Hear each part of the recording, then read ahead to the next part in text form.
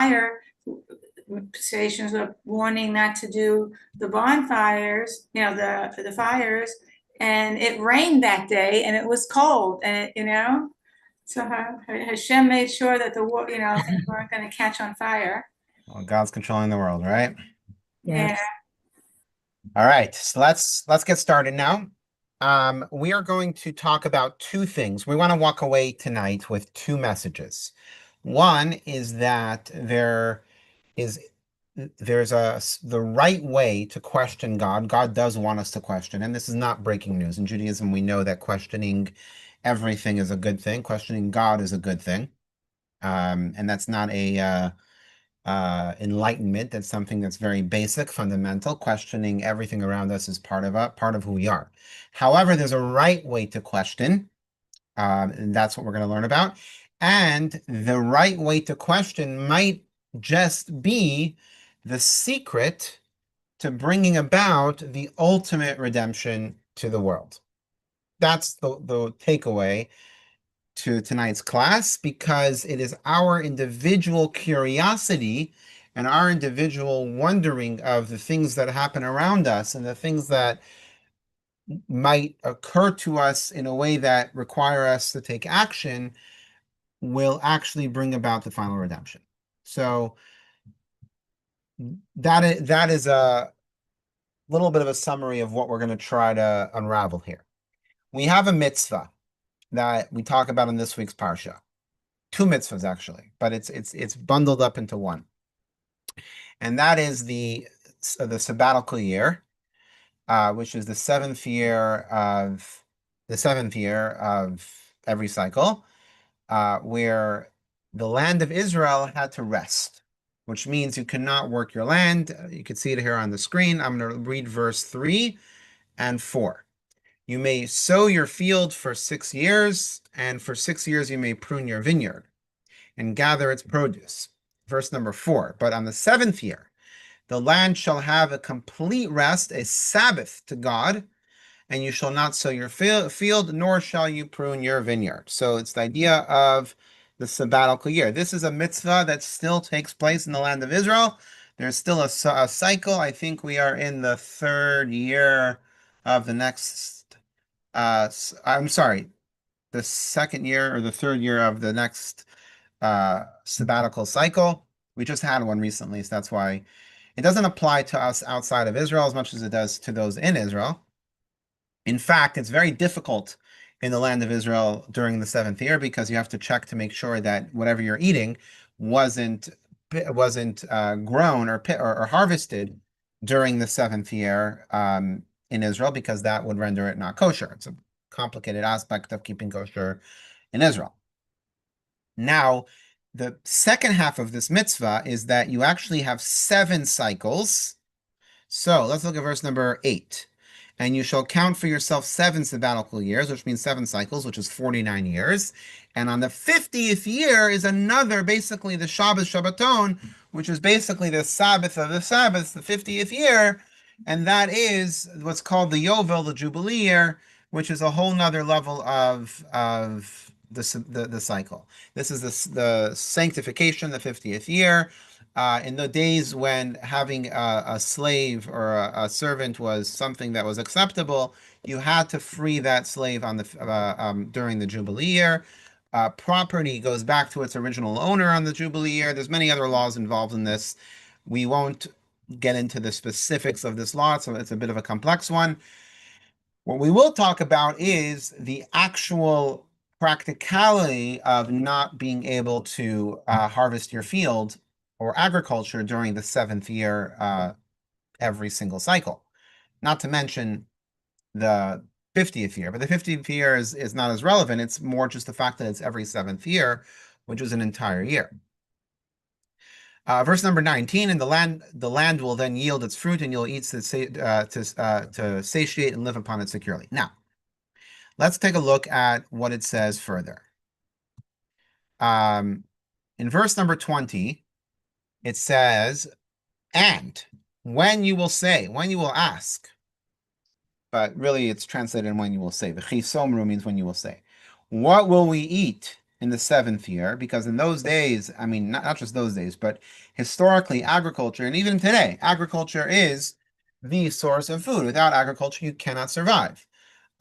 When there's a war and there's a bottleneck of transportation, of getting crops from one place to another, people could starve, and they do. Now, if there's no agriculture in the first place, in an entire land, what do you eat?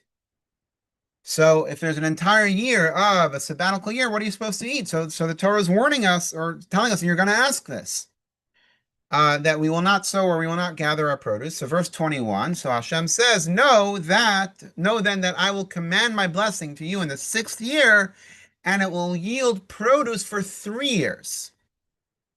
In other words, that you will have such abundance in the sixth year that you'll have enough food for the seventh year, the eighth year, the ninth year, and let's read verse number 22, and you will sow in the eighth year while still eating from the old crops until the ninth year, until the arrival of its crop, you'll eat the old crop. So even when you're able to reharvest in the eighth year, you'll still have leftovers from the sixth year. Fine.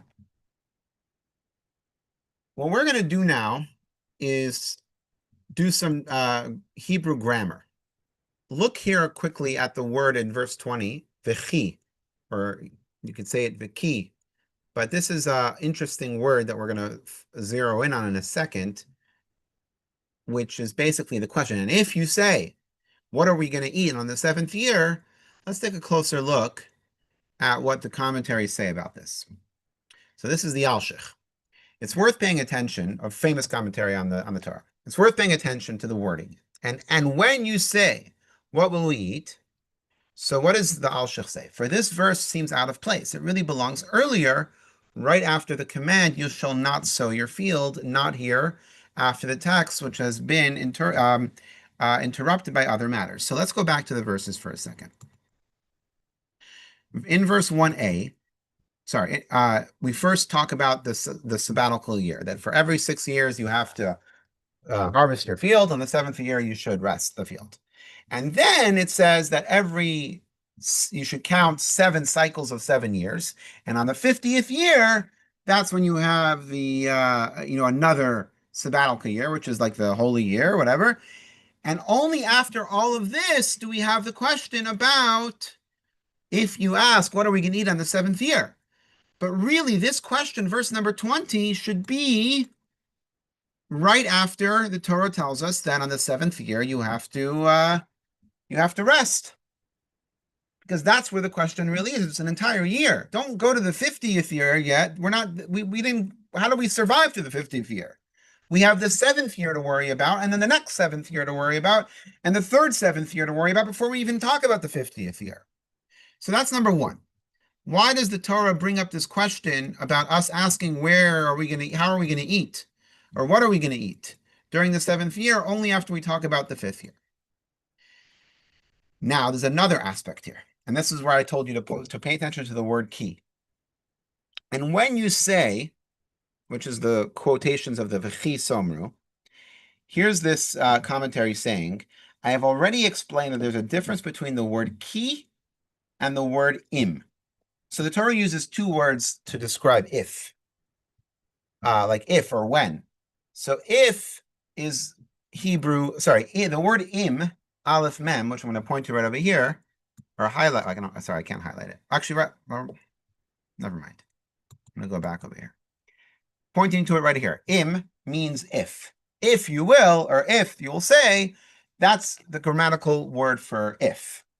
The word ki, even though in Hebrew the word ki could also mean like if and when or something like that, but this commentary is saying clearly that when the Torah uses the word ki, the Torah is trying to tell you that it's inevitable that this will happen. It's almost like when you say it's not a if, it's when. In other words, when this will happen, not if it will happen. So the word ki is like when this will happen. So the Torah is basically not saying what happens if you ask, what will we eat? The Torah is saying when you'll ask. In other words, when you'll ask, what do we eat? Then you should know that Hashem's going to provide on the 6th year for abundance of 3 years. But the obvious question here is, why not, like, so the Torah is assuming immediately we have no faith in God, that we have no faith that God's going to provide. The Torah is saying we're for sure going to ask this question. We're for sure going to challenge God and say, what are we going to eat? Like it's a given. Why not say the word im tomru? If you say, if you want to know what you're going to eat, so know that God will provide. Why not give us the benefit of the doubt? Why is the Torah using the word ki as if it's a definite that we're going to not have the trust or the faith in God to say that I'm sure God will figure it out of how we're going to survive, which is what our ancestors kind of done for thousands of years in surviving everything else they survived. So why is the Torah making this assumption that we will for sure challenge and ask this question?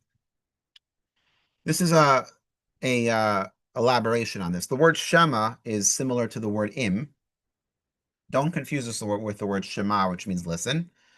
Shema is pronounced differently, and it's more of a Aramaic translation of the word im, but it's more about if this will happen. The chi is more, or ki is more about when it will happen. Now,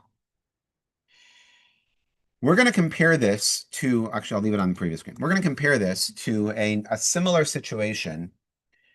So we're now going to go into the idea of questioning, because we're now assuming that we're going to question or challenge God or ask God, what do we eat on the seventh year? So since we're talking about questions, we're going to go to the Passover analogy of the four sons, of the four children, and the four types of children that ask questions about what is different about tonight. Now, we're not going to discuss their questions as much as we're going to discuss the terminology they use to ask the question. Now, the simple son says, mazais. Well, what's going on here? What is this?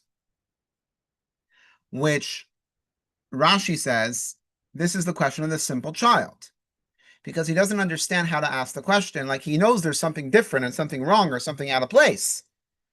But what is this? Like, why is this different? I'm not going to read the text on the screen. You're welcome to read it.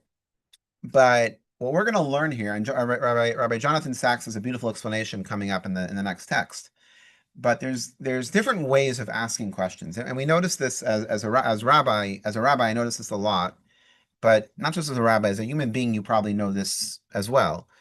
When people ask you a question or challenge you about anything, it's pretty obvious if the challenge is coming from, I want to understand why it is that you do this, or why it is that this is this way. Or let's say they ask you about, why do you live in this place? Or why are you wearing that? Or why are you eating that? Whatever the question might be.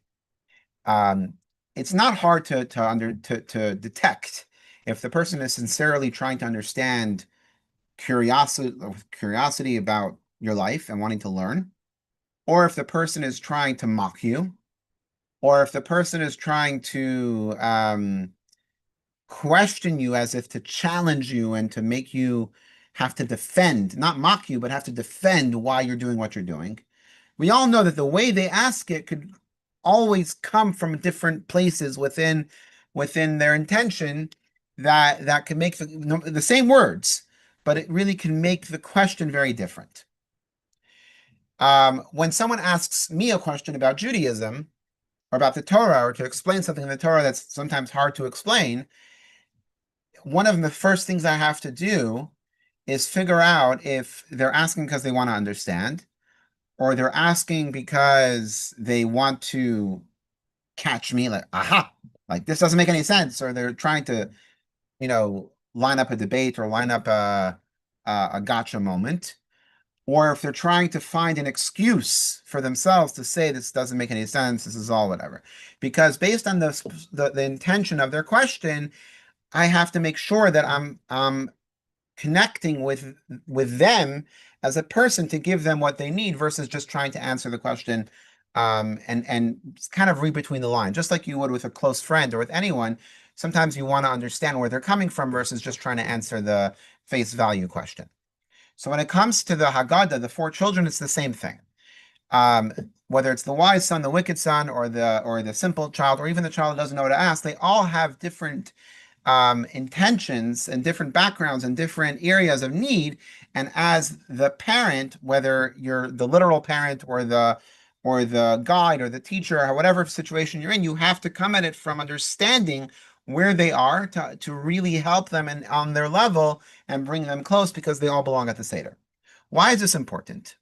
Well, let's first read it from Jonathan Sacks and then we'll draw it into our situation. Actually, this is from the Rebbe first, and then we'll read it into Jonathan Sacks. It is generally understood that the phrase the Torah spoke regarding 4 sons refers specifically to the mitzvah of telling the story of the Exodus on the night of Passover. In other words, the questions of the sons all relate to the commandments of the night and to the fact that the Torah instructs us to respond to each son according to his temperament. Sorry, to his temperament, but only in the context of Passover. That interpretation is indeed correct according to the halachic approach. However, in the simple meaning of the verses, the question of the simple child is not about the mitzvahs of Passover at all, but about the mitzvah of the firstborn as that is the subject immediately following his question. Likewise, the wise son, in the plain sense of the text, is not asking about Passover either, but about the mitzvahs in general. In other words, what are the meaning behind the mitzvahs? So what the Rebbe is trying to say is that every child in the Haggadah story is not really, even though the mitzvah is to educate your children about Passover, the questions are coming from very different places and about different things. And if you're not listening to where the children are coming from, you're going to give universal one-size-fits-all answers, and you're not going to talk to them. You're not going to relate to them, and you're not going to bring them closer. And here's Accordingly, whenever we encounter a question in the Torah about a mitzvah, we must ask which type of son is speaking here. It's not necessarily a question born of doubt or weak faith, nor one that must be answered to secure the questioner's observance. It could be the question of a wise son whose goal is to simplify, to clarify, and understand the details of the matter, just like the wisest son's question in the Haggadah. This is part of a longer talk of the Rebbe, where the Rebbe is trying to educate the educators how they need to relate to each individual according to their matter. But the Rabbi Sacks here simplifies it in words that I think we all can understand. The 4 children are a vignette of the Jewish people. Why? Because one asks because he wants to hear the answer. It's curiosity. They want to learn.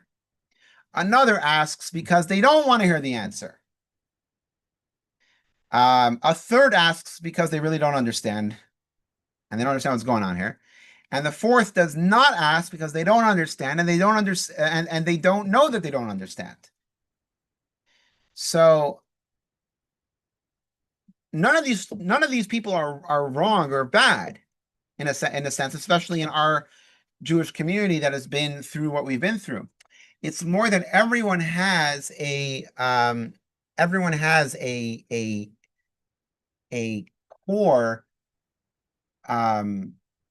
core thirst that is expressing itself very differently, and the way they ask the question, even if it's the same words, could be, or the way they don't ask a question, could all be a message that the person listening has to answer. Now, what are we talking about in our case of the Torah?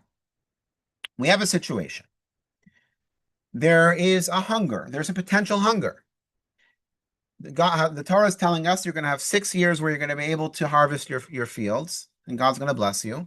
But you're going to have a full year where you're going to have nothing to eat, according to nature's law. In other words, if you don't, we're taught that you have to plant, you have to plow, you have to plant, and you have to nurture, and then God gives the rain, and then you have to harvest, and then you have food. And if you don't do that, you have no food. We all know this. We all know that if you don't do the work, if you don't do the basics of earning a living or doing what you have to do, then you don't have food to put on the table. This is what, from the beginning of time till now, is a very basic concept of living as an adult.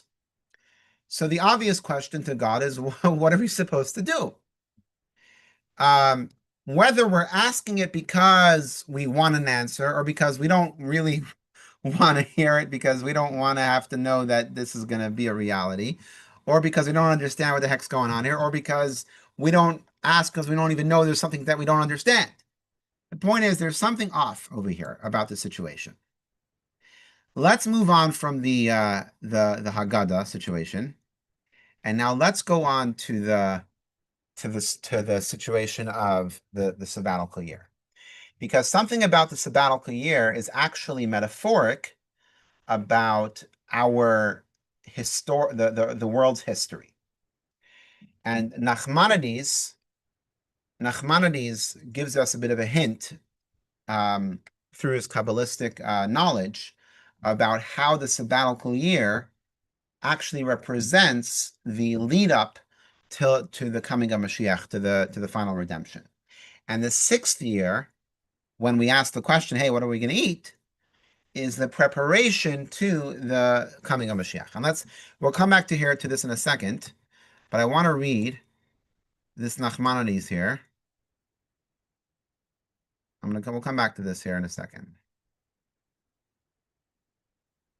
We'll read this and then the Nachmanides, and then we'll come back to what we skipped. So the Talmud says like this: just as a sabbatical year abrogates debts once in 7 years, so too the world abrogates its typical existence for 1,000 years in every 7,000 years. So basically, just like the 7 years, it represents like the week, the 7 days of the week. So every 7th day is Shabbat.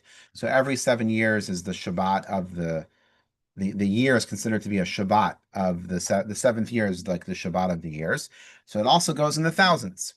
That basically the first 6,000 years are the years of exile, the years of the 6 days you shall work. It's the exile. It's the working within the materialism of the world. And the 7,000 year, the 7th year, or the 7th millennia, as it is stated, and God alone shall be exalted on that day, as it states, a psalm for the song of Shabbat day, the meaning of the day, which I'll explain the 1,000 years in a second, that is entirely Shabbat, which means that the whole world is elevated to a level of Shabbat. As it says in the explanation of the equation between 1 day and 1,000 years, for 1,000 years, your eyes are but like yesterday when it is past, like a watch in the night. So basically, the Talmud is making a comparison between a day and 1,000 years. And from here, we learn that each day is like 1,000 years, and the 7th day represents the 7th millennia, which is the coming of Mashiach, when the entire world will be elevated to Shabbat. Now, here's the Nachmanides I wanted to get to. Here we are exposed, by the way, this is an interesting, look how he talks here. Here we are exposed to a great secret, one of profound mysteries of the Torah. The secret of the world's eras is hinted to in this passage. Incline your ear to hear what I am permitted to reveal of it, in the manner I am permitted to express it, and if you are worthy, you will understand. Those are powerful words. And if you study the Ramban, if you study Nachmanides, his commentary, he never talks like this. So this is very interesting stuff. Just the way he introduces this. I have already written in the section of Bereshis that the 6 days of creation correspond to the 6 millennia of the world. And the 7th day is a Shabbat to God, is the 7th millennia, corresponds to the future era that will be entirely Shabbat, for a great name for God, as our sages taught in the Mishnah, which is what we read earlier.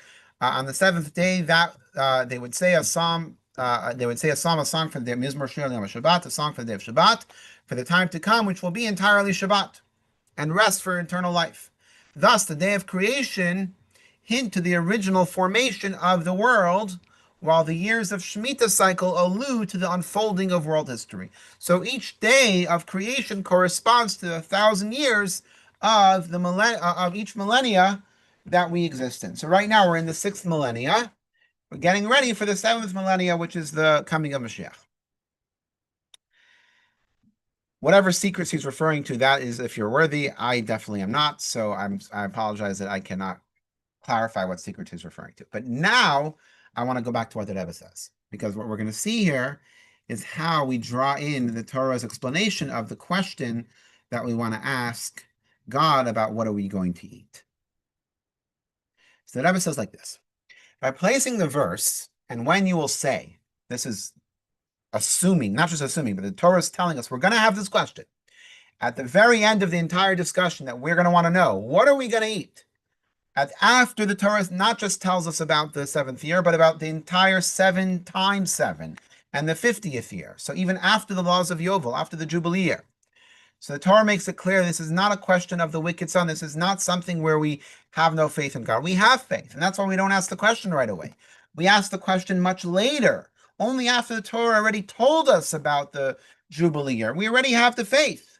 So the question, the Torah is confirming to us that we have faith. This question is a separate issue. It's a separate question. It's not that we don't have faith in what we're going to eat. We know God's going to provide abundance. This is a different message the Torah is trying to tell us. Whose doubts, so this is not the wicked son trying to challenge God. This is the wise son. This is a different type of question that we want to understand something totally different than having faith in God that He's going to provide for us. Rather, it is a question of the wise son. Second paragraph, having just read God's promise that the land will then yield its fruit, and you'll eat to satiate or satisfy. The wise son wishes to understand the specifics of the blessing. Okay?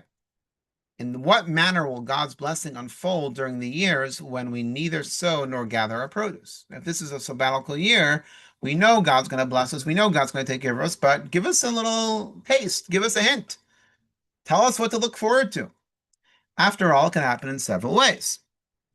Rebbe continues.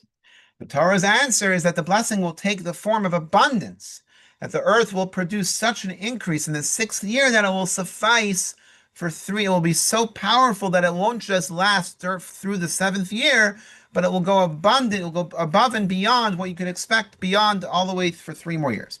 And it will yield produce for 3 years. So what's really happening here? So I'm going to skip this. This is a beautiful text. I'll leave it on the screen for those who want to read it. But this is not what I want to talk about right now.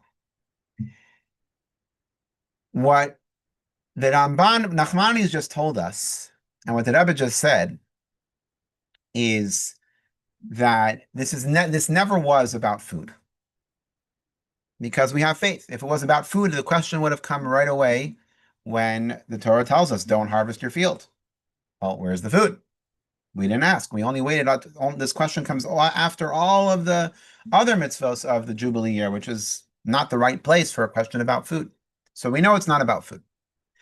Nachmanides tells us that this is actually, of course, the Talmud actually tells us, but Nachmanides is reaffirming this, that the days of the week are alluding to the millennias, and that the 7th year, the sabbatical year, is actually referring to the 7th millennia, which is the era of Mashiach, which is the era when the entire world becomes Shabbat, where the entire world becomes filled with the knowledge of God, like the seabed covers the shore, and the entire world will be elevated into holiness, and that is a representation in the sabbatical year. So what is our question in context of the sabbatical year in terms of Mashiach? If the 7th year, the sabbatical year, which is a year that we can't harvest the field, represents Mashiach, what do we all hear about the times of Mashiach? For everyone who's learned about the Messianic era, what are the things that we learn? Number one, the wolf shall lie with the lamb. There'll be world peace, right? That's one thing that we know for sure. That's a given. World peace, not just amongst the humans, but amongst the animals. Done. But we also know that there'll be abundance of food for everyone. Everyone, not just the Jewish people, everyone. This is something beautiful about our belief of the coming of Mashiach, that it actually applies to the entire world. There'll be abundance of food. Nobody will go hungry. There'll be no more sickness. There'll be perfection. So what is the question about v'chi somru, and when you will ask, what are we going to eat? In the context of Nachmanides saying that this refers to the sabbatical year of the sabbatical millennia of Mashiach, what's the confidence the Torah has that we're going to ask this question? We know we're going to have full of abundance. That's all we talk about. It's all we hope. It's what our ancestors sing in the Wagas on the way to Auschwitz. We believe in the coming of Mashiach. We know this is what's that. So what's the Torah? What's the question now? What's the v'chi sonru? And when you will ask, well, where's the food? What's that question? So let's go further. I'm sorry about skipping the Jonathan Sachs text, but this is the part that I really want to get to. So here's how we're going to frame this question.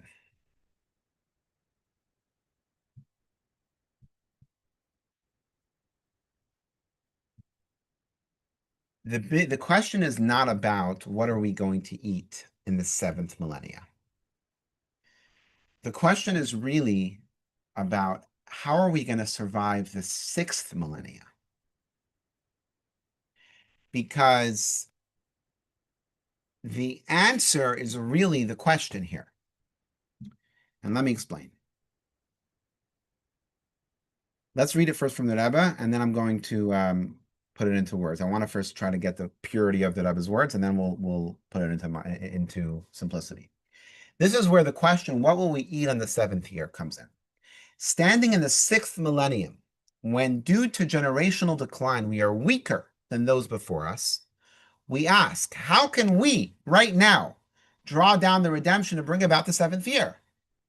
We're the lowest spiritual beings of all time. So how are we going to bring about this perfection of godliness revealed in the world? Who are we to do that? So God answers and promises, I will command my blessing, that when we do the work of the 6th year, the work of exile, carried out with self-sacrifice and commitment that goes beyond logic, God grants blessings from above so that the planting of the 6th year, even though it is a weakened field, will nevertheless be blessed with God's blessing. That even though according to nature, the 6th year in the cycle is not necessarily the best in terms of produce, God's going to bless it that it actually will yield even more than a typical cycle. Our task is simply to act without calculating obstacles, to value and use the time to the fullest. And then we'll realize I will command my blessing. God, in other words, God's saying that my blessing will command that the 6th year, that what we do now, that the work that we do now will actually yield results to not just bring us into the redemption, but actually during the redemption is when we will celebrate and when we will actually be able to feel the results of all the work we put into right now. Let's go back to some of what we skipped over here. So here's the issue. We have here's what I want to do. I want to go back to the actual text. So, and when you will say, this is the question, what will we eat on the 7th year? This is our question in the cycle of creation. We're in the 6th millennia, and we want to know how the heck are we going to get to the 7th year? We are in the most weakest spiritual level. We are in the weakest point of being close to God. You know, the kind of miracles, the kind of revelations that they had, the kind of connection and understanding of godliness that they had before us is so much higher and more spiritual and more holy. So who are we that we're going to be able to actually get anywhere to this close to the 7th year? So what is Hashem's answer? In other words, we will not sow and we will not gather in our produce. Like, we're not going to be able to get there. We have no way to get there. We don't even know what we're talking about. So what is Hashem's answer? No, then that when I command my blessing for you in the 6th year, that as long as you do what you got to do your mitzvahs, even if you don't understand them, just plow forward, just do what you got to do, that it's going to yield produce for 3 years. It's going to be even stronger than the previous generations, that we're going to outproduce the previous generations because we're doing it with pure commitment and genuine, authentic commitment, even though we don't understand what we're doing. And because of that, God's going to bless us that what we actually do in the 6th millennium is going to outlive beyond even the coming of Mashiach, because it's going to be respected to the point that when Mashiach comes, it will be revealed that this is what actually brought about Mashiach's coming. In fact, it says, interestingly, that Moshe was the most humble from all people. But the term that it uses, I don't have the text here, but the term that it uses to describe Moshe or Moses as the most humble of all people, it says Mikol ha'adam, from all the person. And there's a commentary that says that the Mikol ha'adam means the person, and he ties it to the last generation before the coming of Mashiach. Because Moshe was humbled by the purity and the sincerity of the last generation before the coming of Mashiach, who do not have the knowledge and the depth of understanding of godliness and understanding of the Torah mitzvahs, and yet their commitment to remain steadfast in their Judaism and their commitment to God and the commitment to Torah mitzvahs was so strong, even without the knowledge and the revelation, that was what brought about the coming of Mashiach. And Moshe was jealous, and Moshe was humbled by that this is such a purity that's going to actually break through and bring the coming of Mashiach. And this is why the Torah is guaranteeing that we'll have this question, that we're going to wonder how are we able to do this? How are we going to bring Mashiach? So here's the punchline. What's the question that we have about Mashiach? What's the question that we have? How are we going to do this? Aren't we supposed to have perfect faith that Mashiach's going to come? So even though we're not worthy, shouldn't we still have perfect faith? So this is where we know that we are actually commanded to demand from Hashem and to question Hashem and say, what's going on? Where's Mashiach? Why is Mashiach not here yet? Ad Masai. How long is it going to be? We're supposed to ask God, what's going on? And whenever something bad happens in the world, we say, God, what is going on? It's time to bring Mashiach. If you look in the Shemona Esrei, in the Amidah, how many times do we ask for Mashiach? 6. And even more if you count others. Revive the dead. Bring back our judges. Bring us back to Jerusalem. Bring at Samach David your salvation through the offsprings of David. I'm sorry, I lost my words there. We're constantly asking God to bring Mashiach. So it's a guarantee that we're going to have this yearning in the 6th millennium for what are we going to eat? How are we going to bring about the coming of Mashiach? And this is how we turn this around to not a materialistic lack of faith, but actually fulfilling what Hashem wants us to do by asking the ultimate question, when are we going to have an end to this bitter exile, and when is Mashiach going to come? Let's take this home here. So, one second. So basically, the 6th year is known to be the most difficult year for the crops, and Hashem is making a miracle by saying that as long as you do what you have to do, He's going to bless the 6th year to be able to outperform all the other the future years. So Hashem will make it happen, just like He blessed the tired field in year 6. He can take the sincere efforts of our 6th millennium and bring Mashiach. And this is where the Rebbe, reminds us that no matter what we feel about our spiritual status, if we just do what we need to do, we will be able to bring about the 7th millennium, the perfect world, and the revelation of Hashem. So you don't have to just be perfect. You don't have to be perfect. Just show up. Even when things feel impossible and we're at our lowest, our job is to do the work with sincerity, authenticity, and genuine effort. May Mashiach finally come and put an end to this exile and redeem us and bring the ultimate peace and revelation to the world. Shabbat Shalom, everyone. You are welcome to unmute yourself if you have any questions, and may it only be good things. No questions, just to wish you all a good Shabbos.